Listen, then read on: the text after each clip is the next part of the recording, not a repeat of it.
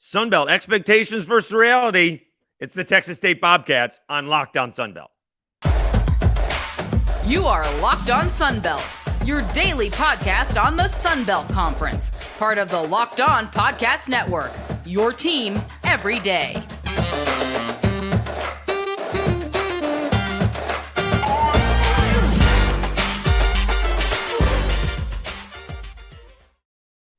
Welcome back to another edition of Locked On Sunbelt, your team every day. I'm your host, Dave Schultz. Let's do the Texas State Bobcats. And when it comes to expectations versus reality, I have no idea what the expectations are for Texas State. What I'm hoping for is that they do what GJ Kinne said he wants to do, is light up the scoreboard. We don't know if we're getting Malik Hornsby or TJ Finley.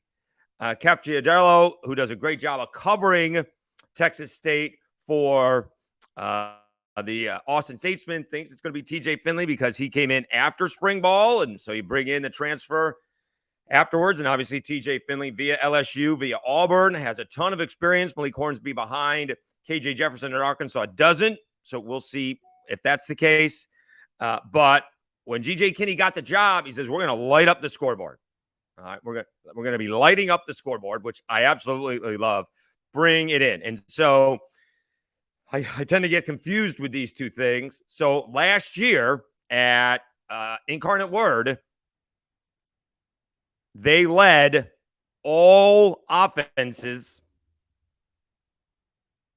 with, or FCS offenses anyways, scoring 51.5 points a game.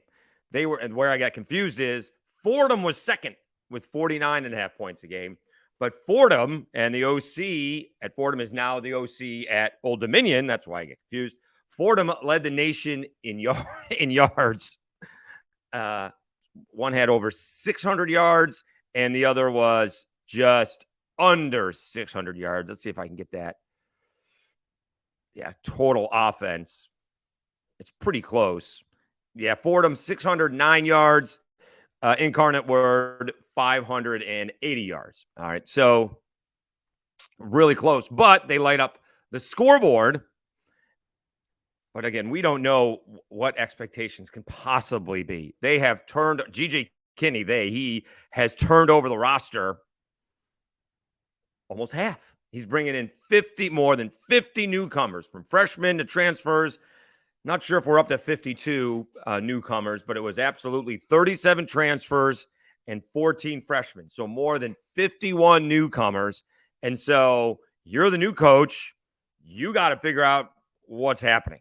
And so we'll find out rather quickly how good this team is, because they do have some tough games to begin with, but also some winnable games to begin with. And so that's where we're going to start, because what could possibly be the expectations? Some people think that Texas State will do nothing. Others think that they will be a thorn in people's side, just like ODU. So it's really interesting to me. Those are the two most fascinating teams, because I have no idea what the expectations are. I have a good idea about most of the teams, what most of the teams can be, and maybe my judgment is clouded because I think both these teams are going to score. And then you're going to realize, well, if the QB has time and the offensive line isn't gelling, GJ Kinne basically brought his Incarnate Word offensive line over to Texas State. We'll see if that translates. All right, that'll be a good start. But who is the quarterback? And, if it is TJ Finley, who was not there in the spring, and even the coach said yesterday at a press conference, he's only been here for, they practiced 10, 11 times so far. That's it, right? So Malik Hornsby should have a better grasp on the offense.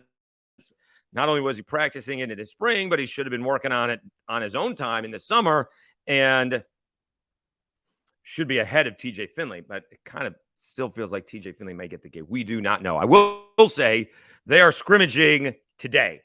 We always think that these teams scrimmage on the weekends, but they are going to hold some sort of scrimmage today. GJ Kinne said yesterday in a press conference that, I think Kef was the one who asked him, where is he on the depth chart? And he goes, I don't know. I don't like giving percentages, but he still gave them anyways. And there is a difference.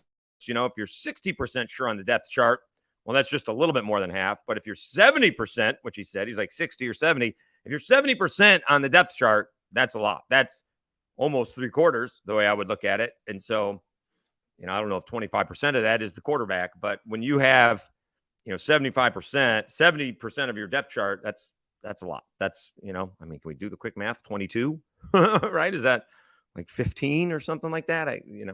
Not that great at math. My understanding is there would be no math. Dave Schultz, Locked On Sunbelt, your team every day. So I just don't know what the expectations can be. Are they going to compete? It's interesting. And as again, we look at the schedule, they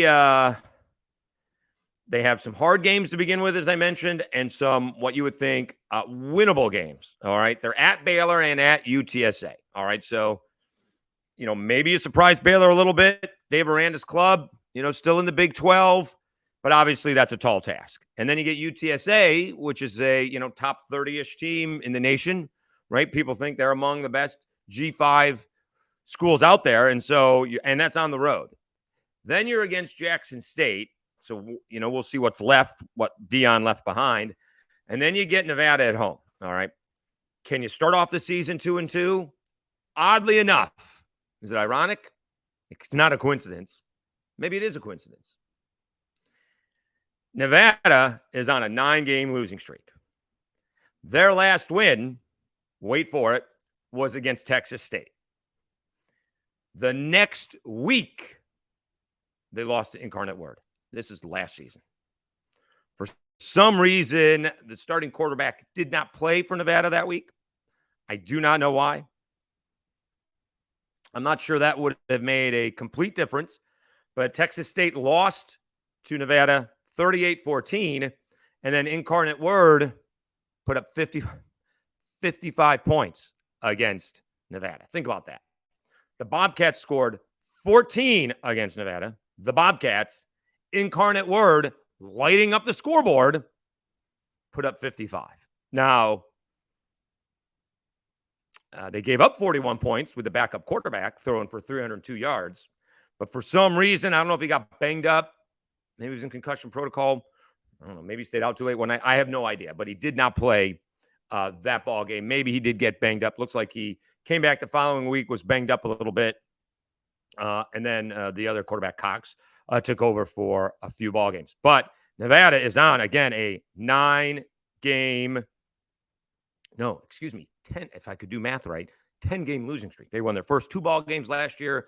They haven't won a ball game since, and again, wait for it, Texas State. That's their last win. So we'll see how this goes. But I'm so intrigued is the good word about Texas State, because I think, at the end of the season, they wrap up with South Alabama. That's not going to be a gimme. I think the teams they play early on in the season will have a better chance. But, boy, if they stay relatively healthy, and that's where we're going with all these predictions, right? That they stay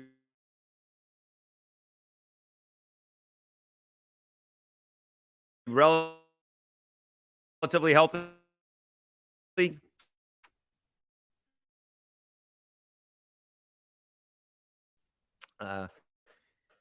They're going to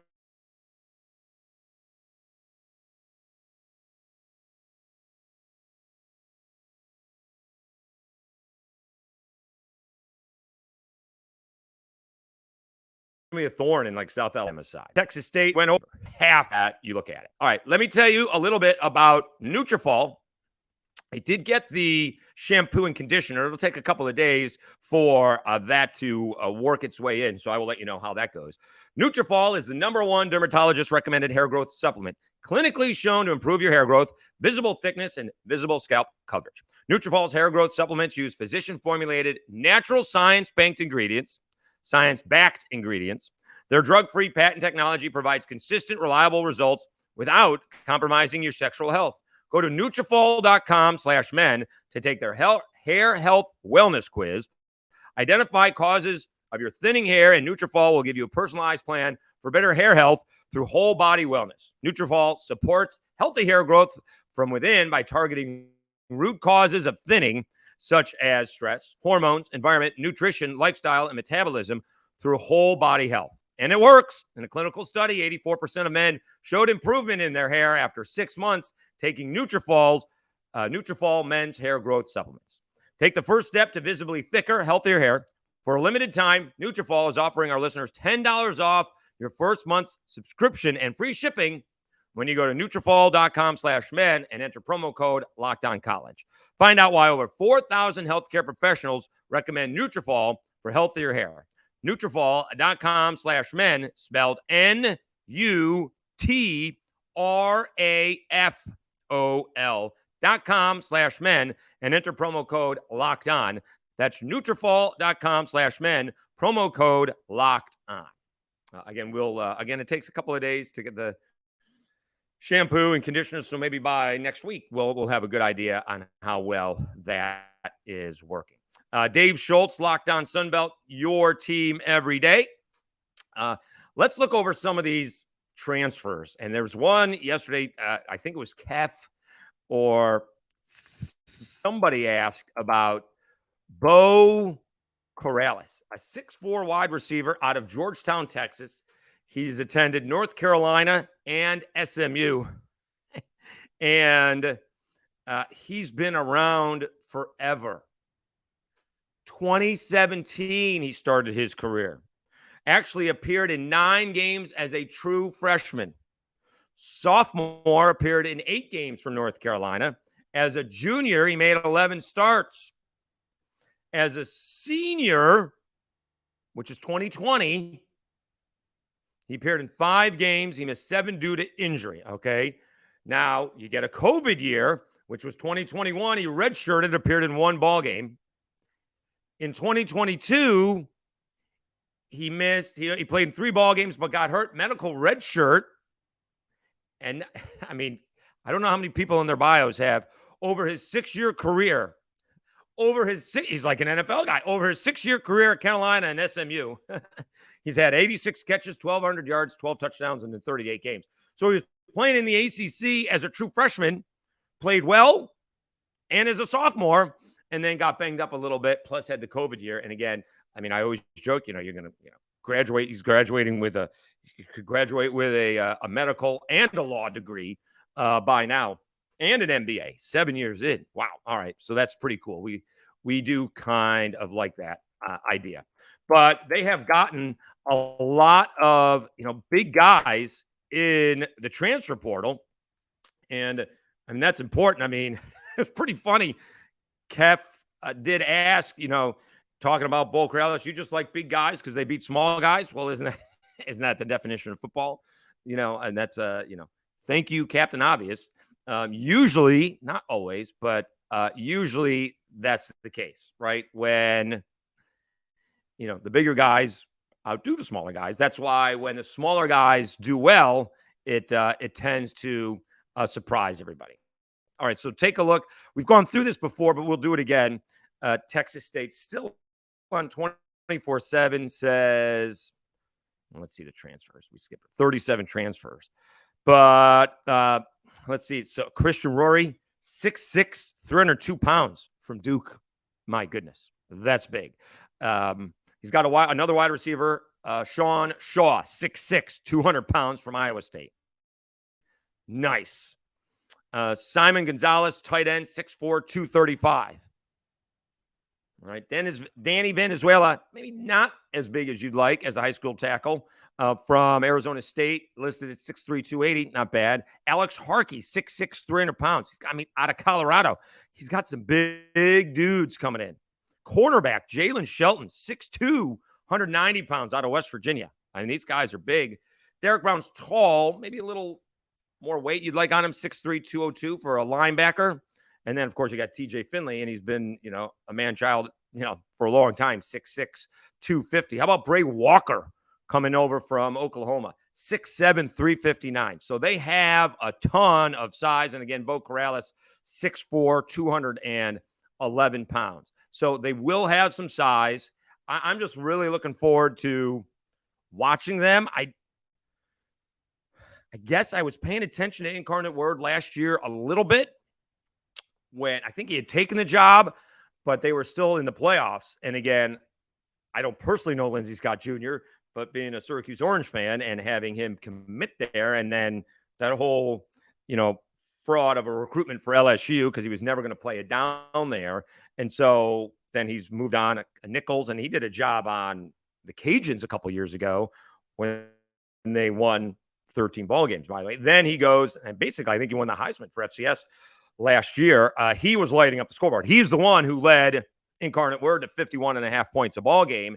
And they lost to North Dakota State, I believe, in the semifinals of the playoffs.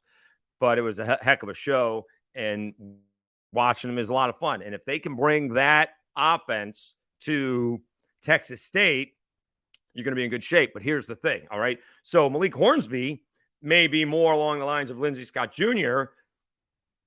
because you spread everybody out, he can take off and run. TJ Finley is tough to take down. He is not a running quarterback. He's going to sit in the pocket and throw the ball. 6'6", 250. He's not Cam Newton. He's a different kind of quarterback than Cam Newton. The only thing they have in common is that they both went to Auburn.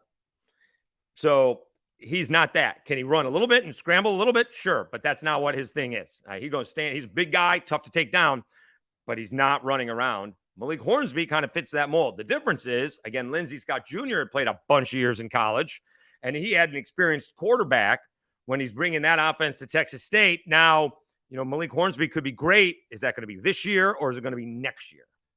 That's the question. We'll see what TJ Finley has. We've seen him play well at times, but he hasn't been able to do it consistently. And I guess last year at Auburn, he was banged up a little bit, couldn't get back on the field, and all kinds of issues playing quarterback there at Auburn the last couple of years. So it has certainly been an issue. But again, they do have some size, and that depth chart for Texas State, that's one of those things where you don't really necessarily believe the coaches when they say, the depth chart is every week, right? I mean, we do different things. We tell these guys they got to compete every week. That may be the case at Texas State when you're bringing in 51 newcomers, right? If you don't play well in the game and you're not practicing well early on in the week, we'll switch them out because there's no technically, not the best of all, no loyalty to one guy because every guy's the same now, right? It's a new coach. Half of them been there. Half of them have not been there. So it's going to be interesting. You could get a lot of change, which isn't great, but that's how you can get some competition in there as well by keeping these guys on their toes. All right, we'll come back. We'll wrap it up. We'll go through the rest of the schedule for Texas State, see what they possibly could be. It's really important they get off to a 2-2 start this season. I don't want to say at best. I mean, maybe they surprise UTSA. All right, maybe I can't imagine they surprise Baylor. So maybe they pull one of those off that you just don't want to lose to Jackson State or Nevada. All right, so we'll do that. When we come back, we'll wrap things up on Locked On Sunbelt, your team every day. All right, Dave Schultz, your team every day. Again, just thank you so much for continuing to, increase the channel here. We are up to, I think on this, as we record this episode, we're at 493. I mean, I thought it was going to take until the end of the month to get to 500. We may be able to get to 500 subscriptions by the end of the day. All right, it's really jumped up. And actually, when it started was post Sunbelt Media Days on the 27th. It really has popped. We have over about 130 subscriptions in it'll be 3 weeks tomorrow, Thursday the 27th. So in 3 weeks, we've had about 130 subscriptions. So that's really helpful. We need a few more watch hours plus those 500 subscriptions to get to that next level on YouTube. So again, thank you so much.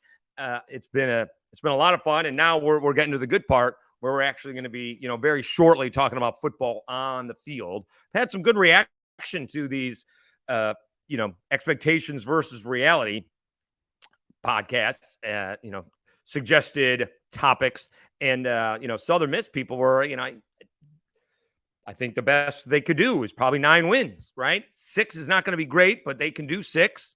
But if they can get 1 or 2 more extra wins, mostly on the road and Tulane at home, they'll have a good year. If they win 7-8 ball games, that's a pretty good season based on their schedule. It's not going to be easy for for Southern Miss, but the people, commenting said, yeah, you're pretty much on, right? And it all comes down to the quarterback. We just don't know how good the quarterback is. We don't know who the quarterback is going to be, just like Texas State.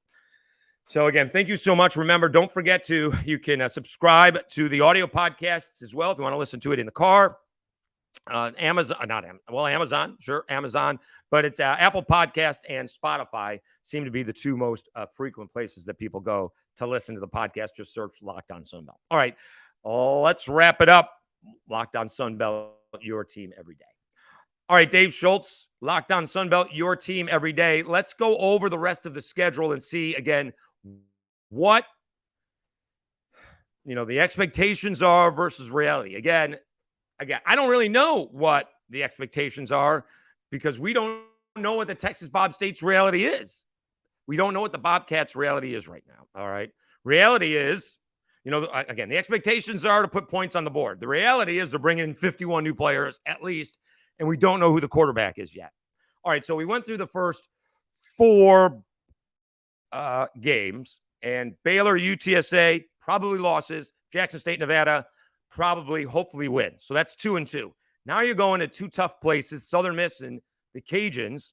And for both those places, the Cajuns are hoping that they're all set at quarterback with Ben Woldrich. And we'll see how Southern Miss is. We're going to find out a lot about Southern Miss early on in the season as well. It's going to be a tough place to play.